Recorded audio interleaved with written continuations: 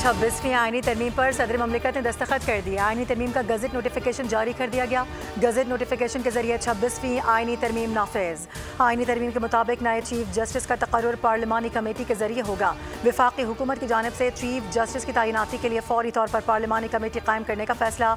कौमी असम्बली में आईनी तरमीम की मंजूरी के दौरान इब्तदाई 2 शिकों की शिकवार मंजूरी के दौरान अपोजिशन के 12 अरकान ने मुखालिफत में वोट दिया, ताहम बाद में अपोजिशन अरकान बॉयकॉट करके ऐवान से बाहर चले गए। 225 अरकान ने तरमीम के हक में वोट कास्ट किया।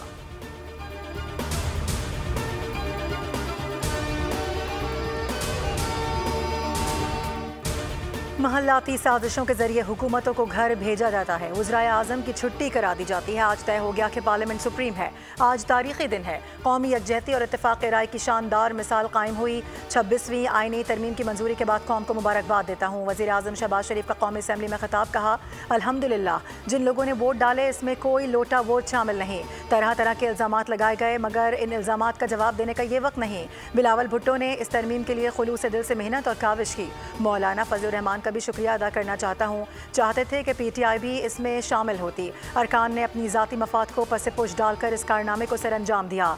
लाखों लोग जो इंसाफ के लिए तड़प रहे हैं, उनके लिए इंसाफ का हुसूल आसान होगा।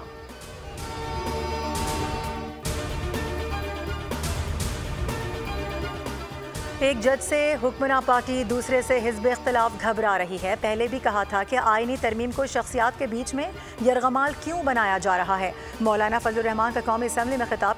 कहा, पहले मुसव्विदे और आज के मुसव्विदे में वाज़ेह फ़र्क है। पहले मुसव्विदे में ऐसी चीज़ें शामिल थीं जिससे जमहूरियत का कत्ल हो रहा था। आईनी तरमीम पर बिलावल भुट्टो, नवाज शरीफ, शहबाज शरीफ की काविशों को खिराज तहसीन पेश करता हूँ। PTI ने भी साथ दिया।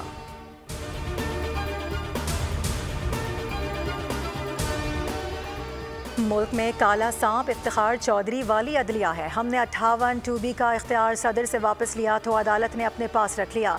बिलावल भुट्टो का कौमी असम्बली के इजलास से खिताब। कहा, हम सियासतदानों ने उस ज़माने में जजों को ये आदत डलवाई कि चीफ तेरे जान निसार बेशुमार बेशुमार। नतीजे में पाकिस्तान की अदालतों का दुनिया भर में मजाक बनाया गया। आलू और टमाटर की कीमतों का फैसला भी अदालतें करने लगीं। मौलाना और PTI के मुतालबे पर आईनी अदालत का मुतालबा छोड़कर आईनी बेंच बनाने जा रहे हैं। सूबों में भी आईनी बेंच की तजवीज़ दे दी है, जिससे अवाम का फ़ायदा होगा।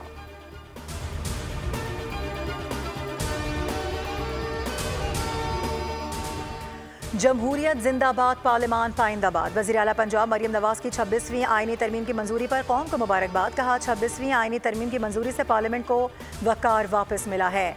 तरमीम से बर वक्त इंसाफ होगा और होता नज़र भी आएगा। सीनियर सूबाई वज़ीर शर्जील इनाम अमन ने कहा कि 26वीं आईनी तरमीम का मकसद कौम को मुत्तहिद और वफाक को मजबूत करना है। अब भी वक्त है कि PTI तकसीम की सियासत को एक तरफ रखकर कौम की फलाह के लिए आईनी तरमीम की हिमायत का ऐलान करे।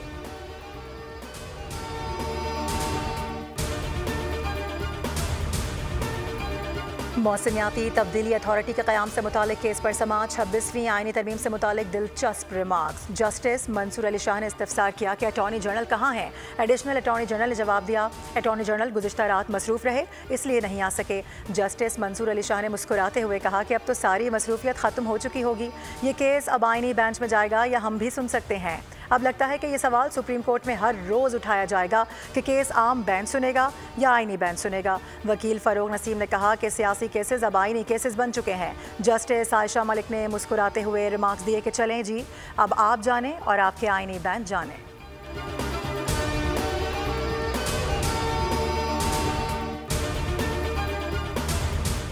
और सुप्रीम कोर्ट ने पाकिस्तान तहरीक इंसाफ इंट्रा पार्टी इंतखाबात फैसले के खिलाफ नजरसानी दरख्वास्त खारिज कर दी। चीफ जस्टिस काजी फाइज ईसा ने रिमार्क्स दिए, मखसूस नशस्तों के केस में नजरसानी ज़ेर इल्तवा है। हम कोई ऐसा फैसला नहीं देखेंगे जिस पर नजरसानी ज़ेर इल्तवा हो। ये नजरसानी का मामला है, हमने कानून को देखना होता है।